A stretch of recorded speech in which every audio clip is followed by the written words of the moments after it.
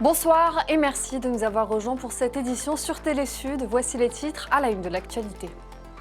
Dernières heures du séjour du pape en RDC. Avant de s'envoler vers le Soudan du Sud, le souverain pontife s'est exprimé face à la jeunesse congolaise. Depuis le stade des Martyrs à Kinshasa, il a exhorté la jeunesse à prendre son destin en main.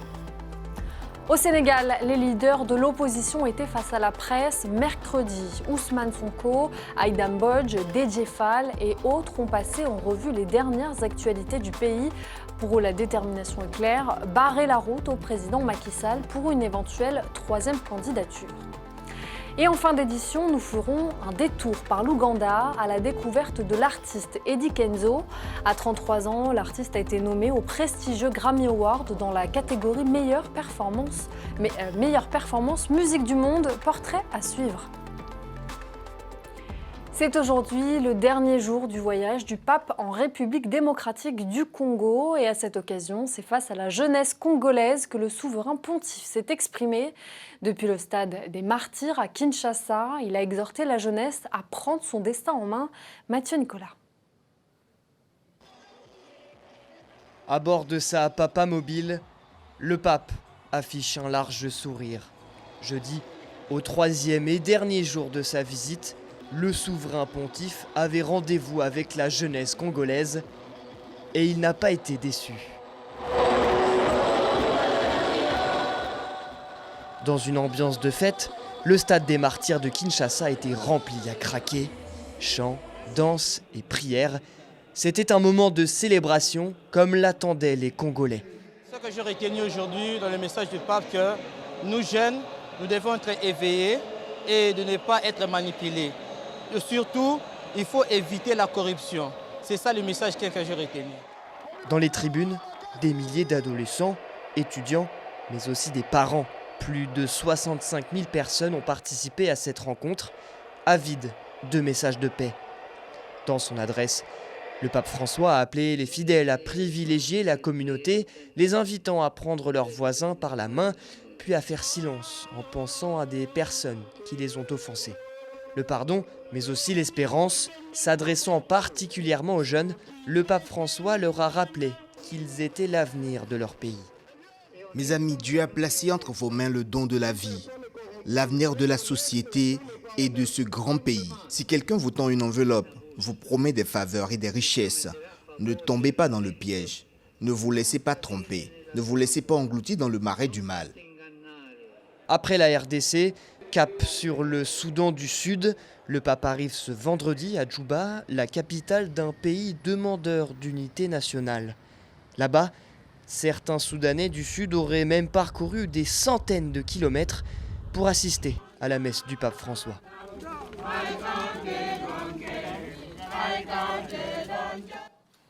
Et à défaut d'avoir pu se rendre dans l'est du pays en proie à un conflit meurtrier du M23, le pape a rencontré des déplacés de la grande région de l'Est. Vous allez le voir, les témoignages des victimes sont parfois d'une rare violence. Émeric Torognon. Des témoignages chocs, des viols et des meurtres, des récits racontés au pape par des victimes des conflits à l'est de la RDC illustrent les atrocités commises dans cette région du pays. Ils sont venus nombreux rencontrer le pape mercredi à Kinshasa. Malgré les chants et danses, ces hommes et femmes portent des stigmates des blessures que leur ont infligées leurs bourreaux. Difficile pour eux d'oublier les cruautés qu'ils ont vécues. J'avais alors 16 ans. J'ai été retenue comme esclave sexuelle et j'ai subi des maltraitances pendant 3 mois. Chaque jour, c'est 5 à 10 hommes qui abusaient de chacune de nous. Ils nous faisaient manger la pâte de maïs et la viande de chair des hommes tués. Au deuxième jour de sa visite à Kinshasa, le souverain pontife a écouté religieusement ces hommes et femmes. Ému, indigné et sous le choc devant ces récits d'atrocités, le pape adresse une prière à Dieu en leur faveur. J'incline humblement la tête et la douleur dans le cœur. Je lui demande pardon pour la violence de l'homme sur l'homme. La violence de l'homme sur l'homme. Père, aie pitié de nous. Console les victimes et ceux qui souffrent. convertit le cœur de ceux qui commettent des cruelles atrocités. Malgré les horreurs vécues, ces victimes des guerres à l'est de la République démocratique du Congo veulent désormais tourner la page. Mais difficile alors que le scénario catastrophe se déroule toujours dans la région avec des dizaines de groupes armés dont le M23 et les ADF. Nous voulons que le mal perpétré en Ituri s'arrête, qu'il soit puni et réparé. Nous voulons vivre en toute dignité des fils et filles de Dieu. Pour faire un pas vers le pardon, Fiston dépose au pied de la statue du Christ crucifié des armes blanches symboliques de celles utilisées contre les populations des provinces du Nord Kivu, du Sud Kivu ou encore de l'Ituri. Vos larmes sont mes larmes, a déclaré le chef de l'Église catholique avant de bénir les victimes. La Somalie est, vous le savez, le théâtre de nombreuses attaques djihadistes revendiquées la majorité du temps par le groupe des Chebabs. Pour lutter contre l'avancée des Chebabs, les chefs d'État et de gouvernement de différents pays africains engagés dans cette lutte se sont réunis à Mogadiscio, la capitale somalienne. Les représentants du Kenya, de Djibouti et de l'Éthiopie ont annoncé à l'issue de cette réunion le lancement d'une campagne militaire conjointe. Depuis plus de 15 ans, ce groupe terroriste affilié à Al-Qaïda sévit en Somalie. Le sort du candidat à l'élection présidentielle 2024, Ousmane Sonko, continue d'occuper la sphère politique. Et les leaders de la coalition d'opposition Yewwi Askanui étaient face à la presse ce mercredi. Ousmane Sonko, Aïda Mbodj, Déthié Fall et autres ont passé en revue les dernières actualités au Sénégal et ont réaffirmé leur détermination à barrer la route au président Macky Sall pour une éventuelle troisième candidature. Reportage de notre correspondant Igor Couton. C'est Habib Sy, l'ancien ministre, qui a ouvert le bal des discours. Pour le responsable du parti Espoir et Modernité, les différents scandales qui ont éclaté sous le régime actuel ne sont que les conséquences du processus de monarchisation du Sénégal. La stabilité est un privilège et un devoir à vous, princes de ce monde. Donc la stabilité et la sécurité au Sénégal aujourd'hui, compte tenu de la nature du pouvoir, est un privilège et un devoir de Macky Sall. La deuxième issue que personne ne souhaite, c'est qu'il fasse le forcing et après c'est l'implosion. Le dernier rapport de la Cour des comptes sur la gestion des fonds de riposte contre la Covid-19 a été aussi abordé.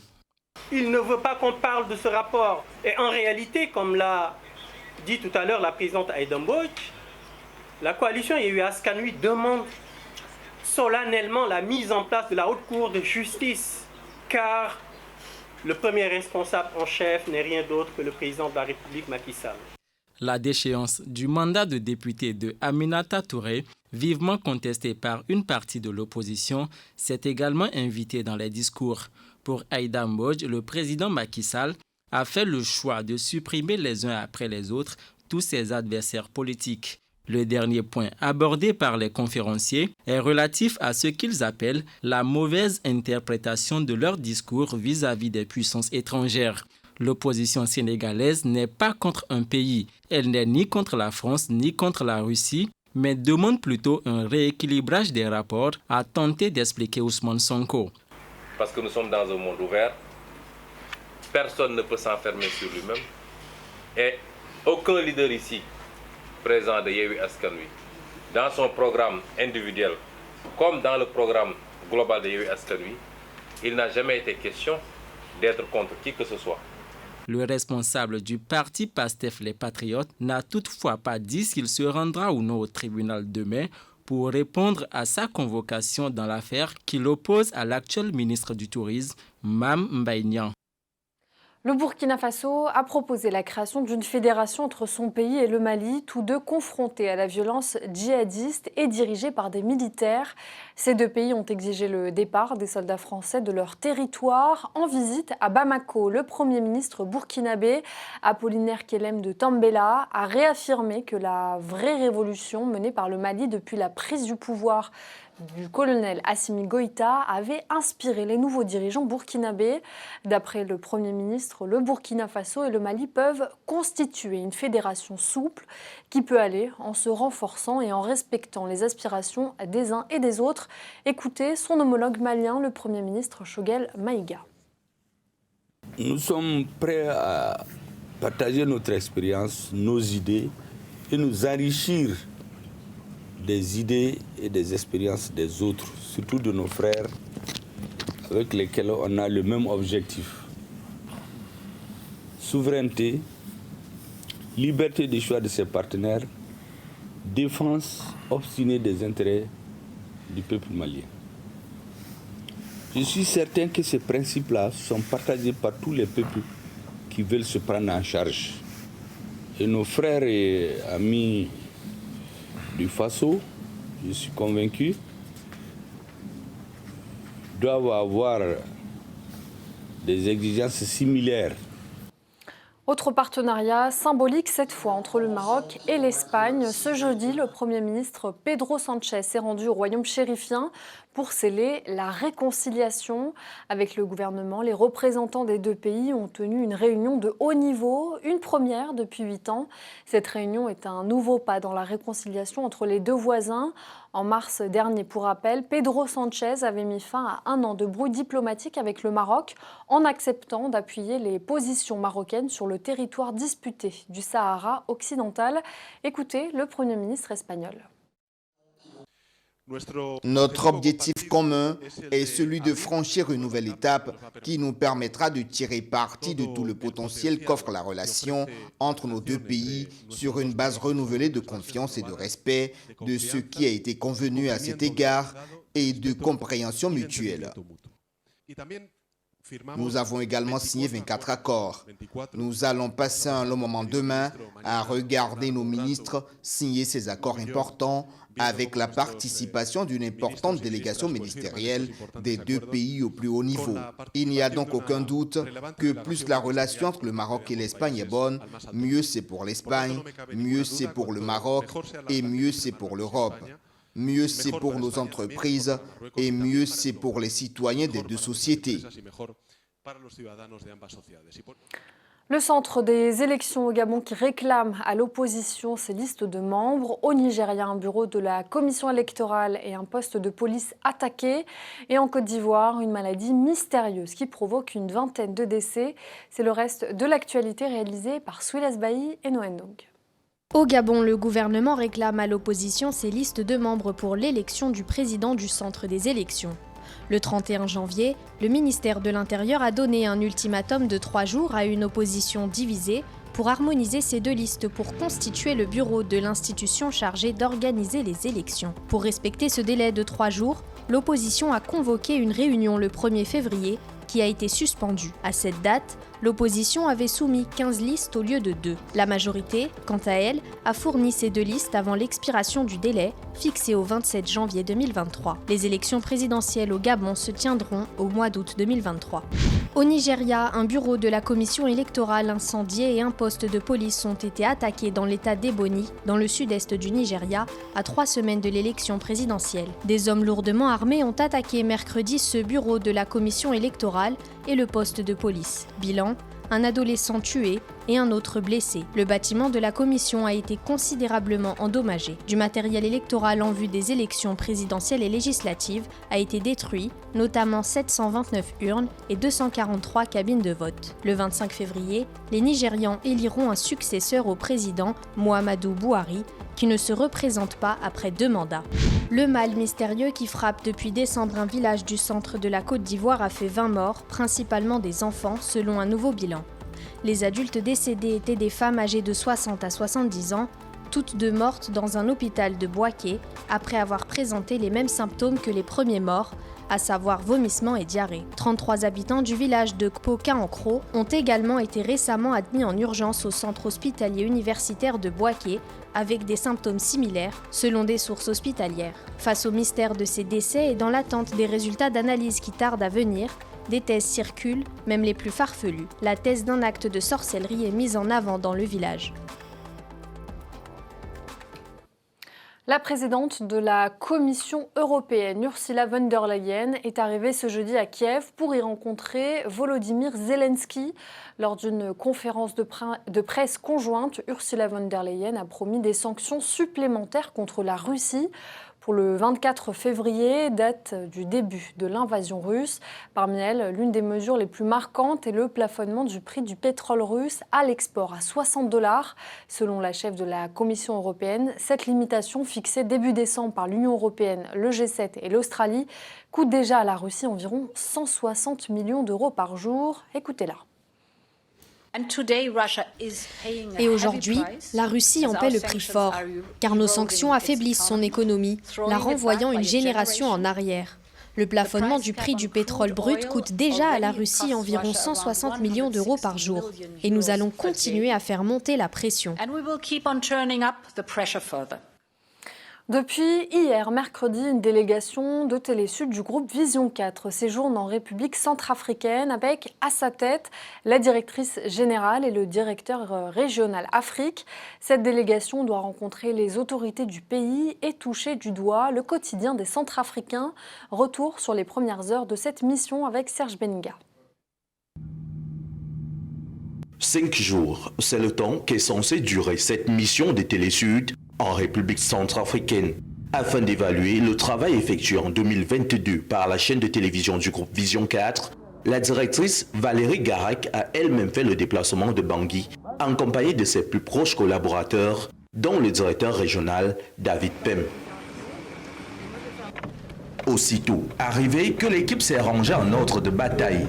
Premier arrêt, le bureau du président du conseil d'administration de Vision 4 Centrafrique, François Kopaï, avec comme guide la directrice de Vision 4 RCA. Des échanges cordiaux et le temps d'établir un planning qui débutera ce jeudi matin. Justement, ce jeudi matin, rendez-vous est pris très tôt à l'aéroport de Bangui Mpoko, où un entretien avec le ministre de la Communication, porte-parole du gouvernement, sera réalisé par Elisabeth Boutillier et bientôt diffusé sur les antennes de Télésud. Serge Gislain Djoré se félicitera même du partenariat en cours en tant que porte-parole du gouvernement. Vous savez, la collaboration avec Télésud, elle est très parfaite. Et heureusement d'ailleurs que nous avons eu à tisser cette relation et qui permet de montrer très haut la vérité, contrairement à ce que s'est dit. Vous savez qu'aujourd'hui, la République centrafricaine est victime de fake news. Tout ce qu'on dit sur la République centrafricaine, quand vous arrivez ici, c'est tout à fait le contraire. Et vous voyez, il y a certains médias qui se livrent à cet exercice, il y a certaines personnes aussi qui se livrent à cet exercice. Heureusement que Télésud est là pour pouvoir diffuser les vraies informations au reste du monde. Et ça, je pense que c'est une très bonne chose. Alors que la journée se poursuit du côté de Bangui, des audiences avec plusieurs membres du gouvernement sont prévues, mais le point d'orgue reste l'interview qui sera accordée par le chef de l'État, le professeur Faustin Archange Touadéra. Et rendons-nous à présent au Burkina Faso où l'artisanat des cuirs et peaux est une entreprise familiale. À une centaine de kilomètres de Ouagadougou, dans la région du centre-nord, Kaya est la capitale des peaux et cuirs. Allons découvrir ce marché de Kaya et l'ambiance qui y règne avec notre correspondant local Edem Aibla. Située à une cinquantaine de kilomètres de Ouagadougou, dans la région du centre-nord, Kaya est la capitale des cuirs et peaux du Burkina. Entre Kaya et les cuirs, c'est une longue histoire. Au centre de la ville, proche du marché, une petite hall couverte entièrement consacrée aux artisans du cuir expose à la vente de nombreux objets confectionnés à partir des peaux. On y trouve surtout des sandales en cuir de tous les styles et de toutes les couleurs. J'ai commencé ça depuis. Voilà, c'est mon papa qui a travaillé ça. Maintenant, moi, j'ai remplacé le papa là. Bon, ça vaut 15 ans comme ça que je suis ici. Le différent prix là, ça commence. Il y a tout. Il y a pour 750, il y a pour 1000 francs, pour 15 000. Donc, il y a tout. Voilà, ça dépend des marchandises là, quoi. Le travail là, ça nourrit beaucoup. Parce que dans ce travail, j'ai fait beaucoup de choses ici. Voilà, donc le travail là, ça va. Nous sommes des vendeurs de sacs en cuir. Voilà, dans le rôle des artisans. Oui. Quels sont les différents articles que vous vendez? Oui, les différents articles que nous vendons, les sentiers, les sacs pour les dames, pour les hommes avec les soucis. La plupart des articles sont en peau de chèvre ou de bœuf, mais le crocodile et le chameau sont également très appréciés pour leur peau. Les sandales en chameau, plus onéreuses, ont cependant la réputation d'être très résistantes. Je suis habitué aux objets en cuir car ce sont des objets de qualité qu'on retrouve dans ce marché à moindre coût. Et ces objets en cuir peuvent faire plus de 10 ans sans se détériorer. J'invite tous les visiteurs à passer dans le marché des cuirs, faire un tour, comme moi. Le nombre de visiteurs et clients ne cesse de s'accroître au marché des cuirs et peaux de Kaya. Mais l'instabilité du pays inquiète plus d'un. Le marché là, c'est trop bon.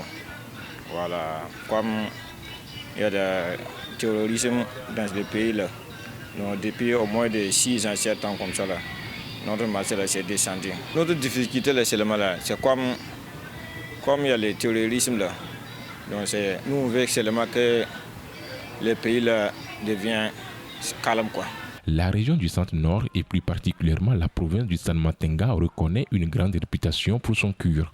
Malgré cette importance, la filière industrielle des cuirs et peaux est en proie à des difficultés dont les plus importantes sont l'exportation massive de bétail. Une note de musique et ce portrait d'un artiste ougandais que vous connaissez peut-être. Il s'agit d'Eddie Kenzo, de son vrai nom Edrissa Muzuza. Il a été sélectionné dans la catégorie meilleure performance des Grammy Awards de la rue à la cérémonie aux États-Unis. Découverte de cet artiste avec Mathieu Nicolas. C'est l'histoire d'un artiste qui n'a pas oublié d'où il venait. À 33 ans, le chanteur Eddie Kenzo pourrait devenir dans quelques jours le premier chanteur ougandais à obtenir un Grammy Awards. À Kampala, l'artiste nous ouvre les portes de son studio et se confie sur sa nomination. Il n'en revient toujours pas. Être nominé au Grammy alors que je ne fais pas de la musique anglaise, que je n'essaie pas de faire ce genre de musique qui se fait là-bas et d'être reconnu à ma façon, c'est un peu fou. C'est tellement fou que je ne peux même pas exprimer ce que je ressens. Une fierté pour l'artiste qui est parti de très loin. Il perd ses 2 parents avant l'âge de 5 ans et se retrouve orphelin. Adolescent, il dort dans les rues de la capitale ougandaise, se couche souvent, le ventre vide. La musique, c'est ce qui lui a permis de sortir du pétrin. En 2008, avec très peu de moyens, il sort sa première chanson, Yanimba.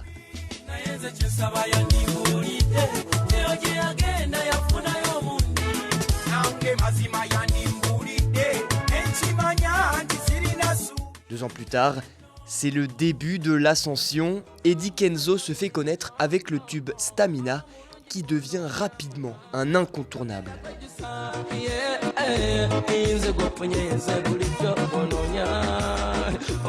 J'essaie d'utiliser ma culture et ce que je sais pour vendre au monde. Je vends la langue que je parle. Je vends la musique que nous faisons ici localement. Je la modernise. J'émets le son qui est riche, qui vient d'où je viens et qui est diffusé dans le monde entier. J'essaie de faire de mon mieux pour que tous ceux qui écoutent ma musique, ce qui leur vient à l'esprit, soit la première danse. Et quand quelqu'un danse, il oublie certaines choses, au moins pour un moment. Je me concentre tellement sur ça. Dans quelques jours, Eddie Kenzo s'envolera pour Los Angeles et ses strass et paillettes. Mais le chanteur ougandais ne veut pas se laisser griser par le succès. Eddie Kenzo restera le même. Il pourrait se mettre à chanter en anglais pour conquérir une plus grande audience, mais non. Le Luganda, c'est la langue qu'il chante et qu'il chantera, quoi qu'il arrive.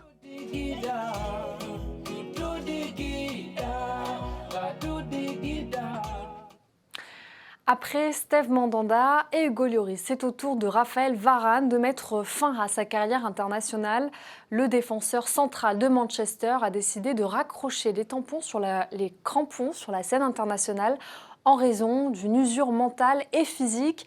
Raphaël Varane, je répète, c'est 93 sélections et 5 buts.